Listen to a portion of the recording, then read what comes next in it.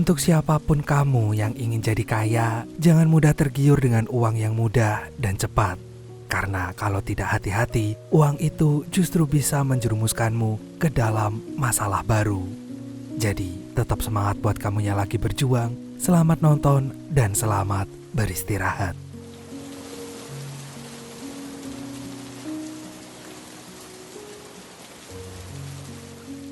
Inilah Cho Il-hyun, pemuda dari desa dan anak seorang petani yang merantau ke kota besar karena ingin menjadi kaya raya. Ia diterima bekerja sebagai pialang saham dan pagi ini adalah hari pertamanya bekerja. Hari ini Il-hyun pergi ke kantor dan benar-benar mengagumi bagaimana cara teman-teman kantornya bekerja. Di kantor ini semakin pintar dan rajin seorang karyawan mendapat klien, maka ia akan semakin banyak mendapat komisi. Atau dengan kata lain, ia akan cepat menjadi kaya. Oleh karena itu, Il-hyun bertekad untuk menjadi karyawan yang pintar dan cekatan, agar ia juga bisa cepat dalam mengumpulkan uang. Akan tetapi karena Il-hyun masih junior dan sama sekali belum punya pengalaman sebagai pialang, ia pun belajar dan berusaha mengikuti semua petunjuk dari bosnya. Ia bahkan mencatat semua perkataan bosnya agar bisa segera beradaptasi dalam pekerjaan ini. Selain itu, Il-hyun rela melakukan itu semua karena ia menyadari tidak punya koneksi siapapun di sini. Tidak seperti temannya yang bernama Woo-sung. Woo-sung adalah lulusan kampus top Amerika dan merupakan anak seorang pengusaha yang memiliki koneksi di mana-mana.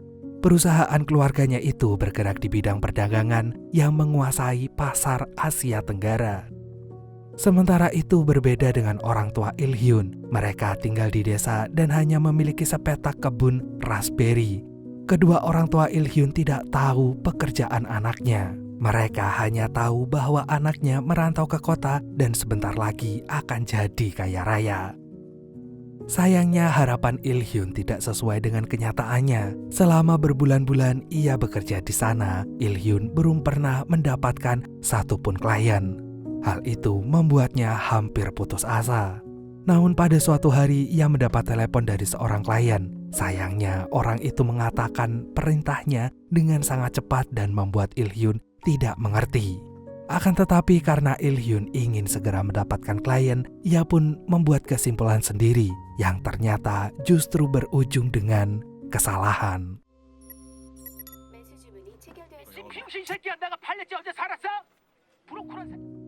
Kesalahan ini pun membuat Il-hyun ditegur oleh bosnya.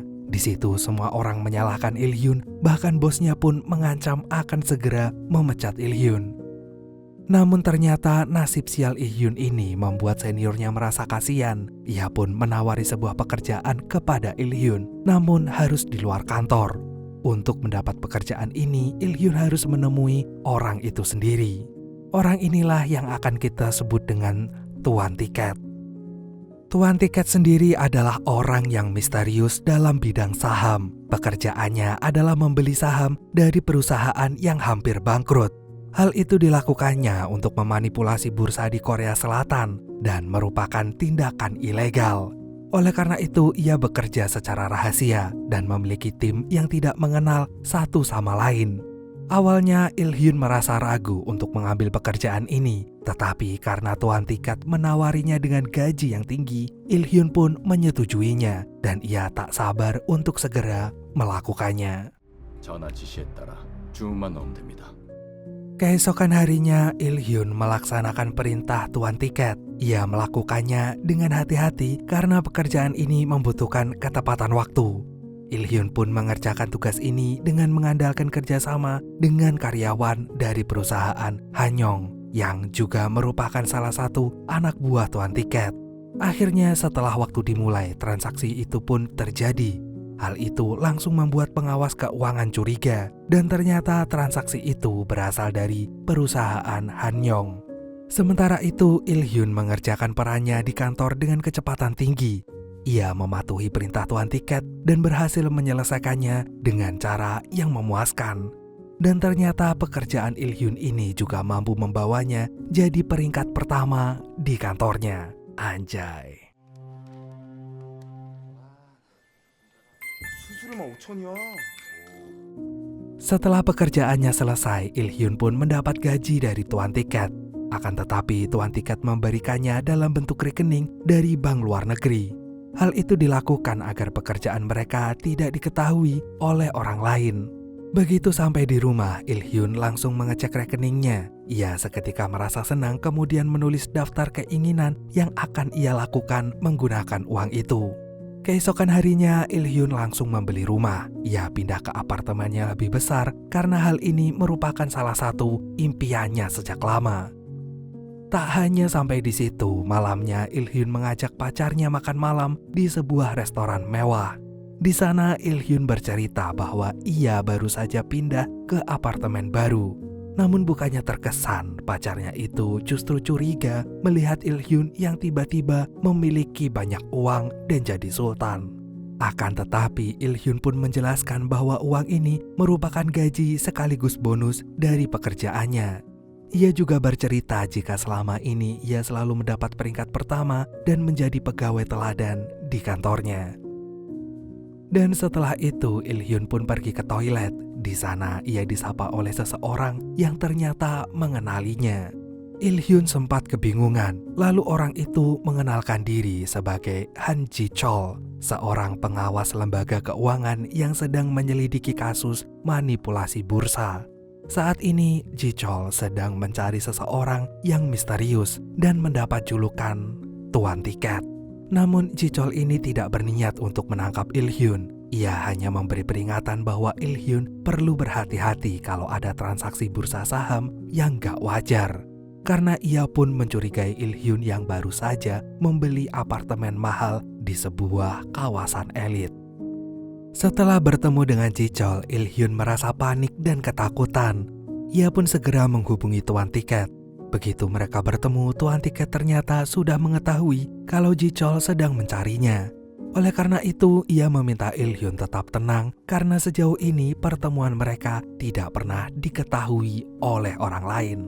Lagi pula, Ji Chol tidak punya bukti untuk menangkap Il Hyun. Maka dari itu Il Hyun harus mematuhi perintah Tuan Tiket, karena jika tidak, Tuan Tiket akan menyudahi kerjasamanya dengan Il Hyun dan mencari pialang saham yang lain. Namun tentu saja Il Hyun menolaknya. Ia pun menyetujui permintaan Tuan Tiket dan bersedia melakukan pekerjaan apapun karena mendapat bayaran yang tinggi. Keesokan harinya Il Hyun pun kembali mengerjakan tugas dari Tuan Tiket. Ia fokus menyelesaikan pekerjaan itu dan setelah berhasil melakukannya, ia kembali mendapat peringkat 1 di kantornya. Dan satu hal yang paling penting, keuntungan Il Hyun kali ini sebanyak 1,2 juta dolar atau sekitar 17 miliar rupiah dalam satu hari. Sejak saat itu kehidupan Il Hyun pun berubah. Ia jarang pulang ke rumah orang tuanya dan lebih sering menghabiskan waktu di bar bersama Woo-sung. Namun di balik prestasi Il Hyun yang cemerlang di kantor, ia juga terus diawasi oleh Ji Chol. Malam ini Ji Chol tiba-tiba menemuinya dan membawa bukti berupa foto. Foto itu adalah foto Il Hyun saat berada di sebuah restoran tempat ia bertemu dengan Tuan Tiket. Karena semakin panik, Il Hyun kembali menemui Tuan Tiket. Ia bercerita tentang Ji Chol yang terus mengawasinya. Akan tetapi Tuan Tiket tetap menenangkannya dan memberi saran agar Il Hyun pergi berlibur.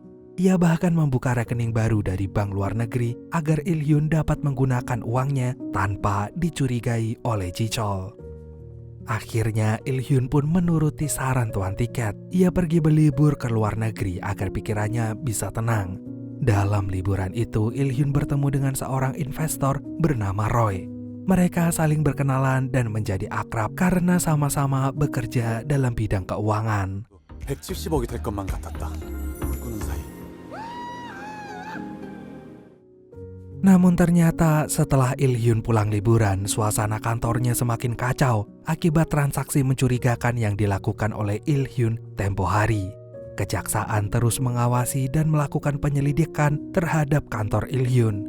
Mereka menganggap ada kasus pencucian uang yang dilakukan oleh para manajer investor. Bahkan Il Hyun juga tidak luput dari pemeriksaan. Namun lagi-lagi Il Hyun gak bisa ditangkap karena tidak ada bukti yang kuat.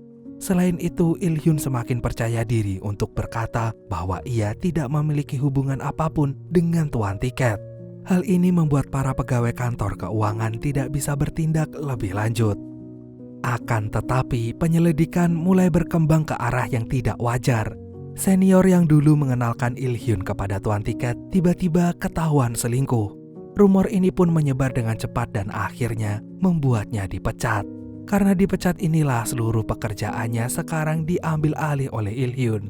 Senior itu pun merasa sakit hati. Ia menyalahkan Il Hyun dan menganggap Il Hyun adalah junior yang tidak tahu berterima kasih. Namun Il Hyun sekarang tidak merasa takut. Ia bahkan berani mendekati Si En, sang primadona di kantornya. Mereka pun akhirnya berpacaran dan menjadi pasangan baru. Sejak berpacaran dengan Si En, hidupnya Il Hyun seketika berubah. Ia semakin cemerlang di kantornya dan selalu menjadi peringkat pertama.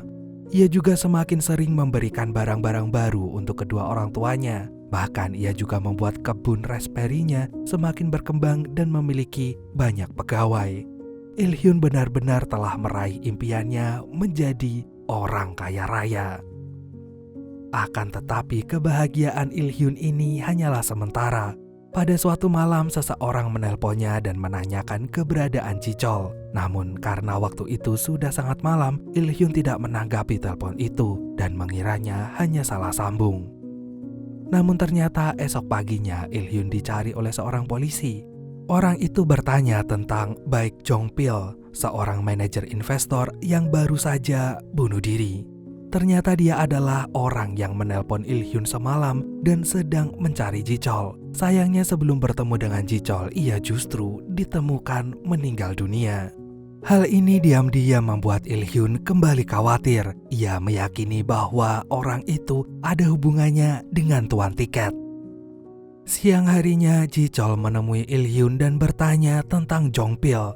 Ji Chol menanyakan hal ini karena ia tahu bahwa Jong Pil adalah salah satu klien Il Hyun. Ia berharap bisa mendapatkan bukti untuk mengungkap sosok tuan tiket. Akan tetapi Il Hyun tidak bisa memberi keterangan apapun. Ia mengaku tidak mengenal Jong Pil karena selama ini tidak pernah bertemu. Namun penyelidikan Ji Chol terus berlanjut. Ia pun mendatangi kantor Park Chang-gu, seorang manajer investor yang lain.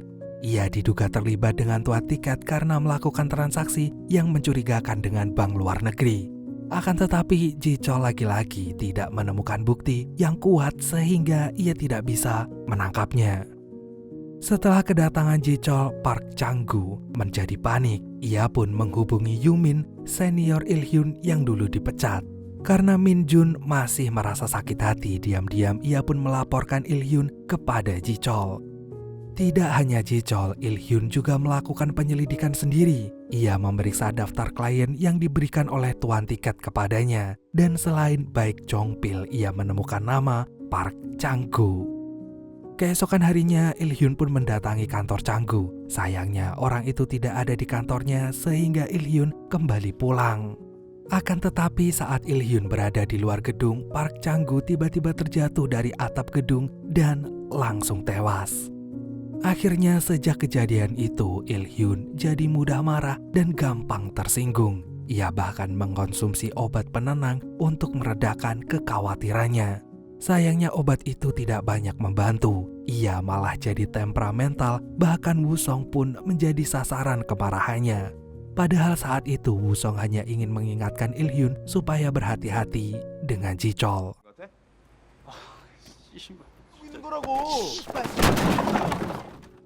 Siang ini Il Hyun kembali bertemu dengan tuan tiket. Mereka bertemu untuk melakukan transaksi pekerjaan seperti biasanya.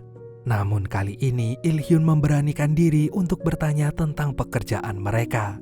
Il Hyun pun menanyakan hal ini karena ia terus merasa tidak tenang dan selalu khawatir jika suatu saat nanti dia ditangkap polisi. Namun tuan tiket hanya berkata bahwa pekerjaan ini tidaklah berbahaya. Lagi pula mereka hanya bertransaksi dengan perusahaan yang hampir bangkrut. Jadi seharusnya hal ini bukanlah masalah besar. Di tempat lain, Ji Chol juga menyelidiki Si En. Ia meminta kesaksian dari si En tentang pekerjaan Il-hyun. Awalnya si En tidak ingin memberitahu hal itu, namun karena Ji-chol juga memberikan ancaman untuk keluarga si En, maka mau gak mau ia pun menuruti permintaan Ji-chol.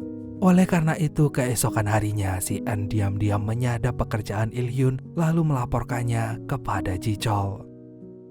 Selain si En, Woo-sung juga mengawasi Il-hyun. Ia bahkan menghubungi kantor pengawas keuangan, namun ternyata tidak ada yang mencurigakan dengan transaksi Il-hyun. Akhirnya Woo-sung melaporkannya pada bos mereka. Namun bukannya mendapat pembelaan, Woo-sung justru dianggap mengganggu pekerjaan Il-hyun, sang pegawai teladan itu. Sementara itu, Ji-chol yang mendapat laporan dari si En langsung bergerak untuk menangkap Il-hyun. Sayangnya, Il-hyun berhasil melarikan diri sehingga Ji-chol gagal menangkapnya kembali. Gak lama kemudian, Il-hyun kembali bertemu dengan tuan tiket. Ia berkata bahwa pekerjaan sebelumnya hanyalah perangkap dari Ji-chol dan hal ini membuatnya marah. Dari sini, Il-hyun menyadari jika tuan tiket adalah orang yang kejam. Ia gak segan-segan menghajar orang yang telah mengganggu pekerjaannya, bahkan bisa membuat mereka sampai bunuh diri. Oleh karena itu, hal ini membuat Il-hyun tidak tenang. Ia merasa bersalah terhadap orang lain yang harus terluka maupun tewas akibat ulah tuan tiket. Sayangnya, Il-hyun tak punya pilihan lain. Ia masih menerima pekerjaan dari tuan tiket dan kali ini mereka akan mentargetkan perusahaan Woo-sung yang ternyata sudah hampir bangkrut. Mendengar hal itu, Il-hyun merasa sedikit terkejut. Akhirnya keesokan harinya Ji-chol kembali memeriksa Il-hyun. Ia terus mendesak dan meminta Il-hyun untuk mengaku bahwa ia berhubungan dengan tuan tiket. Ji-chol bahkan memberitahu Il-hyun tentang proses penyelidikan ini. Ia membuat diagram dan catatan yang mengarahkan mereka pada sosok misterius bernama tuan tiket. Dalam diagram itu, akhirnya Il-hyun melihat foto Woo-sung, sahabatnya, di kantor. Maka dari itu, karena Il-hyun gak ingin Woo-sung menjadi korban kejahatan tuan tiket selanjutnya, ia pun bersedia untuk bekerja sama dengan Ji-chol untuk menangkap tuan tiket. Namun Il-hyun adalah orang yang setia kawan. Sebelum menjalankan rencananya dengan Ji-chol, ia menemui tuan tiket dan berkata dengan baik-baik bahwa ia bekerja sama dengan polisi. Ia ingin tuan tiket menyerahkan diri agar tidak ada korban lagi yang berjatuhan. Akan tetapi tuan tiket menolak permintaan Il-hyun. Sebagai gantinya, ia akan memberi pekerjaan terakhir untuk Il-hyun. Dan setelahnya ia bisa pergi agar tidak dihantui oleh rasa bersalah. Akhirnya karena tidak menemui titik temu, Il-hyun tetap menjalankan rencananya sendiri.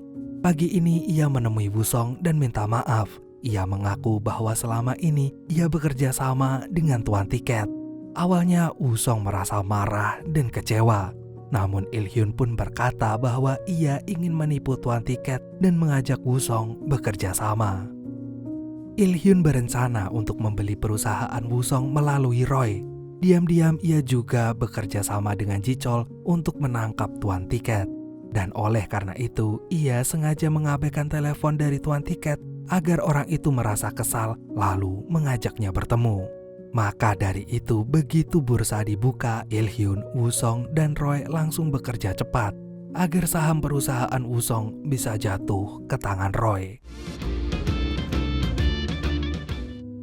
Setelah berhasil menyelesaikan rencananya, Il-hyun menemui tuan tiket di stasiun. Ia meminta maaf karena telah menipu tuan tiket pada pekerjaan kali ini. Akan tetapi tuan tiket tidak marah karena hal itu. Ia justru marah karena mengetahui bahwa Il-hyun sudah bekerja sama dengan Ji-chol untuk menangkapnya. 그럴 때마다 그 사람들을 죽였으면 Tuan tiket pun berusaha kabur, namun Il-hyun tiba-tiba menyebarkan uang sehingga membuat orang-orang yang ada di sana mengejar uang itu, yang menyebabkan langkah tuan tiket terhambat. Dan pada saat itulah Ji-chol akhirnya berhasil menangkap buronannya selama ini. Setelah berhasil menahan tuan tiket, kini justru Il-hyun yang kabur. Ia tahu jika pemeriksaan Ji-chol ini bisa menyeretnya ke penjara. Dan oleh karena itu, meskipun saat ini ia berstatus sebagai saksi, Il-hyun menolak memberikan keterangan. Ia hanya memberikan rekaman suara dan catatan transaksi dengan tuan tiket sebagai bukti kejahatan yang telah dilakukannya. It was someone I'm not really into. Do you need to fix it? Talking bullshit. It's hard to see you when your eyes look dull. Who's gonna save you? Who's gonna make you not blue?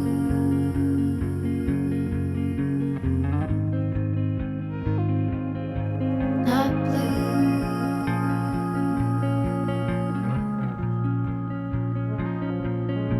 Blue too. That blue. Sort of witty and jaded, but let's not talk about you. Your coyote song.